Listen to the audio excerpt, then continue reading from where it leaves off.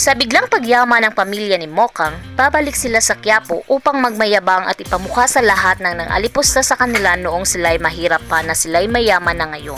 Magiging matapobre sila sa mga taong mahirap kagaya nila noon.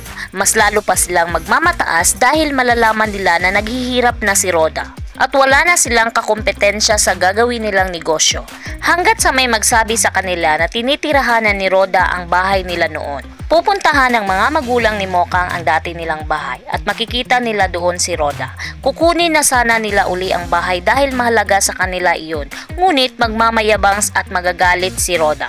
Magmamatigas si Roda at hindi isasauli ang bahay dahil siya na ang bagong may-ari noon.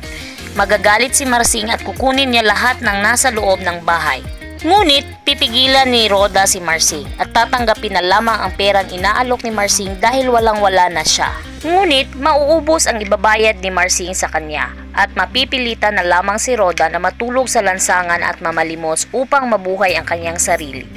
Dahil sa sama ng ugali ni Roda ay pagtatawanan siya ng inalipusta at sinaktan niya noon. Sa pagising ni Amanda ay wala pa ring pagbabago, gusto pa rin niyang tapusin si Agustus. Ngunit mahal na mahal pa rin siya ni Agustus. Kahit na mahal ni Agustus si Amanda ay magiging alerto pa rin ito.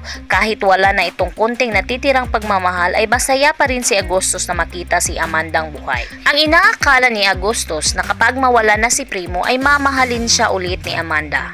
Upang mahuli ni Agustus si Primo ay susundin niya ang payo ng isa sa kanyang mga tauhan at oras na mahuli niya si Primo ay tatapusin niya ito upang mabaling ang pagmamahal ni Amanda sa kanya.